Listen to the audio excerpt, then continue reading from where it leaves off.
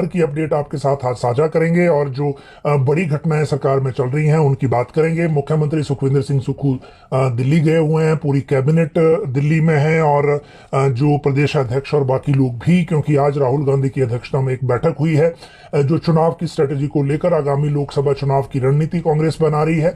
और उसी के तहत कल मुख्यमंत्री ने नागपुर जाना है और परसों फिर वापसी हो सकती है। वैसे कल शाम को चंडीगढ़ लौटने का कार्यक्रम है।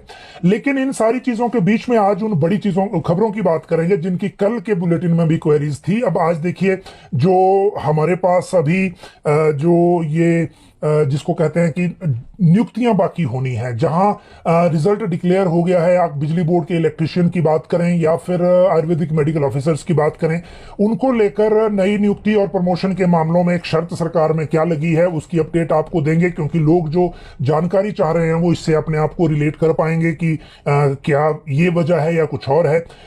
ऑपरेशन थिएटर असिस्टेंट का जो पहला एग्जाम राज्य चयन आयोग को दिया जा रहा है, आज कार्मिक विभाग के सचिव और राज्य चयन आयोग के जो चीफ एडमिनिस्ट्रेटिव ऑफिसर हैं उनके बीच में मीटिंग हुई है। और जो ओटीए है, ये एग्जाम की एजेंसी बदल गई है। जो हम पहले कह रहे थे कि टाटा कंसल्टेंसी सर्विस हो सकती है, सीडैक की बात भी बीच में हो रही थी, लेकिन ये एजेंसी अब भारत सरकार की एडिसल नाम से एजेंसी है। इसकी पूरी जानकारी आगे आपको देंगे। डीसीएसपी तबादले को लेकर एक अपडेट आपके साथ साझा करेंगे। आज 3 या 4 एचएएस अफसरों के जो कार्यभार हैं वो भी बदले गए हैं, उनकी भी बात करेंगे। और साथ में आपको बताएंगे कि जो ट्रिब्यूनल है उसमें एक पेच क्या फंस गया है, वो प्रशासनिक ट्रिब्यूनल जो नए सिरे से सरकार दोबारा से खोलने जा रही है। आउटसोर्स को लेकर एक फैसला हुआ है, उसकी जानकारी देंगे। ई टैक्सी के जो नियम हैं उनमें बदलाव हुआ है और ये बदलाव उस वक्त हुआ है जब मैक्सिमम जो लोग हैं उन्होंने इसमें आवेदन कर दिया था और आवेदन के बाद का ये बदलाव है। इसीलिए इस बदलाव से जिन्होंने आवेदन कर रखे हैं क्या वो भी प्रभावित होंगे या नहीं, ये भी एक देखने वाली बात इसमें रहेगी। लेकिन अभी जो सबसे इंपॉर्टेंट ये है कि जो ये बदलाव हैं इसमें एजुकेशन क्वालिफिकेशन से लेकर बाकी तरह की शर्तें लगी हैं।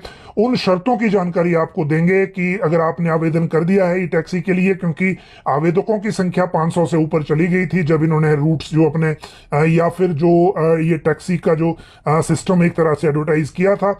और दूसरी बात इसमें यह है कि जो बिजली बोर्ड में ओल्ड पेंशन को लेकर फाइनेंस ने जो क्वेरीज लगाई हैं उसका स्टेटस क्या है और वो क्या उनसे पूछा गया था बिजली बोर्ड से, और पूछने के बाद वो रिप्लाई बोर्ड का क्या है, क्योंकि बिजली बोर्ड में जो ये मामला है पेंशन का, ओल्ड पेंशन का, ये काफी लंबा लटक गया है। शास्त्री भर्ती को लेकर डेडलाइन तय हुई है। 6 दफ्तर मुख्यमंत्री ने शिफ्ट किए हैं शिमला में, एक जगह से दूसरी जगह। मान लीजिए मैक्सिमम कसुम्पटी की तरफ थे, उनको वहां से टूटीकंडी शिफ्ट कर दिया है। और ये लोगों के लिए क्योंकि इन्फॉर्मेशन है, इसीलिए हम इस इन्फॉर्मेशन को आपके साथ साझा करना चाह रहे हैं कि जो ये दफ्तर शिफ्ट किए हैं इनका क्या असर होगा और किस तरह से जो ये पूरा इनका जो अपना प्रशासनिक अमला है, जो कर्मचारी हैं वो भी वहां शिफ्ट होंगे। रामपुर में 3 करोड़ की ठगी का मामला सामने आया है। दिल्ली में जल शक्ति मंत्री से एक तरफ जो हमारे जल शक्ति मंत्री हैं हिमाचल के मुकेश अग्निहोत्री, उन्होंने मुलाकात की है, और दूसरी तरफ जो ये मुलाकात है ये अनुराग ठाकुर जो हैं उन्होंने भी उनसे मुलाकात की है राज्य के मामलों को लेकर। क्या उनसे बात हुई वो बात करेंगे। डीजीपी केस में बीजेपी को एक तरह से अपनी भड़ास निकालने का मौका मिला है, उन्होंने क्या कहा वो बताएंगे। और न्यू ईयर पर बर्फबारी का जो फोरकास्ट है वो कितना सही है, कितना गंभीर है। देखिए अगर मैं मौसम की बात करूं तो अभी तक जो न्यू ईयर पर, क्योंकि 29 की रात से वेस्टर्न डिस्टर्बेंस है वो एक तरह से एक्टिव हो रहा है और उसके बाद 30 दिसंबर 1 जनवरी तक ये ऊंचे पहाड़ों पर बर्फबारी हो सकती है, ऐसा मौसम विज्ञान केंद्र के जो निदेशक हैं सुरेंद्र पाल उन्होंने कहा है। 30 और 31 पे हालांकि बताया उन्होंने कि इक्का दुक्का स्थानों पर ये बर्फबारी हो सकती है, लेकिन हम उम्मीद कर रहे हैं कि जो क्रिसमस पे तो नहीं हुई लेकिन न्यू ईयर पे अगर हो गई तो ये भी एक अपने आप में एक बात हो जाएगी। अगली जो बात है वो इसके बाद जो एक अपडेट है वो है डीजीपी केस में जो बीजेपी ने क्या कहा। देखिए भाजपा की तरफ से आज प्रतिक्रिया आई है और प्रतिक्रिया ये है कि डीजीपी मामले में सरकार की नाकामी सामने आई है लोगों के, और नाकामी का मतलब ये हुआ कि जो नाकामी ये है कि जो सरकार जो टाइम पे निर्णय लेना था वो लिया नहीं और बाद में फिर कोर्ट को इसमें इंटरवीन करना पड़ा।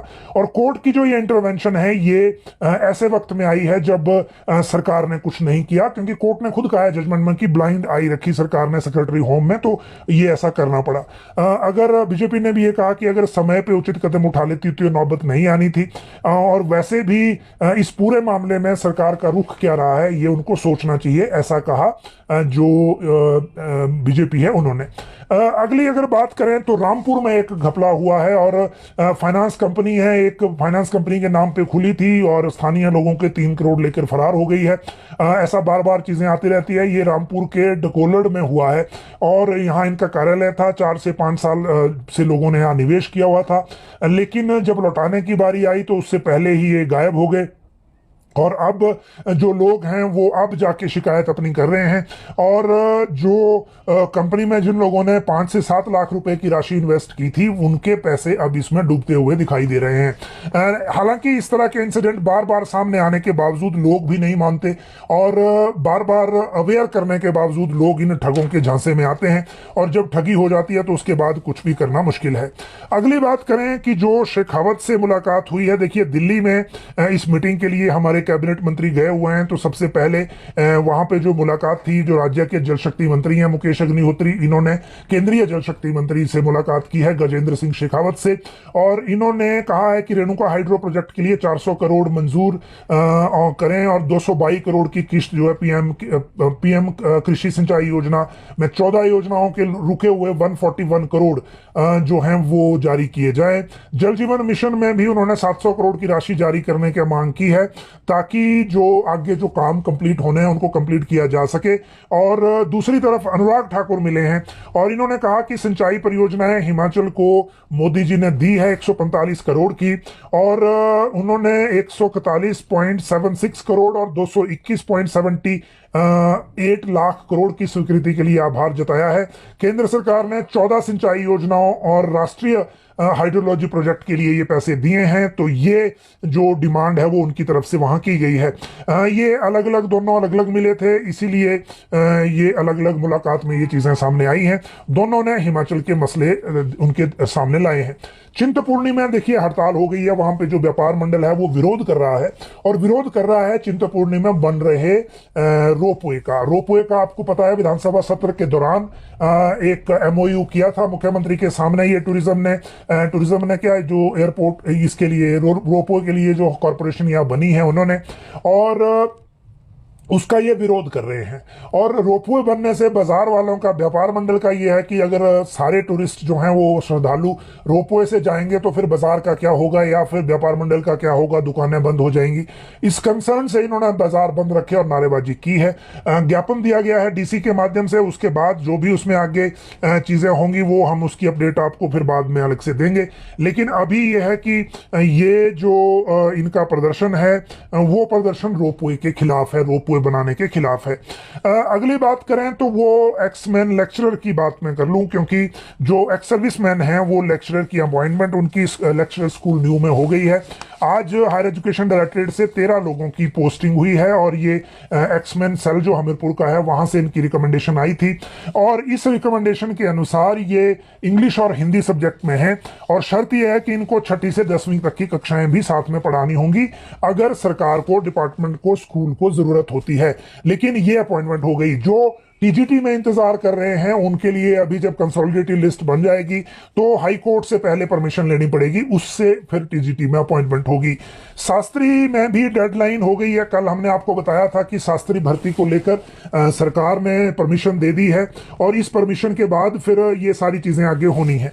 लेकिन जो एक चीज इसमें इंपॉर्टेंट है उसकी मैं बात करूं, आज एलिमेंट्री एजुकेशन के डायरेक्टर ने जो अपने डिप्टी डायरेक्टर हैं उनको आगे चिट्ठी भेज दी है शास्त्री भर्ती को लेकर, और इस चिट्ठी में डेडलाइन फिक्स कर दी गई है 15 दिनों के लिए कि 15 दिन के अंदर ये भर्ती होगी। और इस भर्ती में जो भर्ती का मतलब है काउंसलिंग प्रक्रिया को, क्योंकि इस काउंसलिंग को रोक दिया गया था बीच में, आपको पता है, और उसके बाद दोबारा बहाल किया है। काउंसलिंग की प्रक्रिया 11/10/2023 को जो इंस्ट्रक्शन इशू हुई थी उसके अनुसार होगी, और इसमें बीएड, बीए, एमए, संस्कृत सभी को लिया जाएगा, और 15 दिन के अंदर काउंसलिंग को कंप्लीट करना होगा। 15 दिन के बाद जब काउंसलिंग कंप्लीट हो जाएगी तो डिक्लेयर करने से पहले हिमाचल हाई कोर्ट से इसमें परमिशन भी अलग से लेनी होगी। बिजली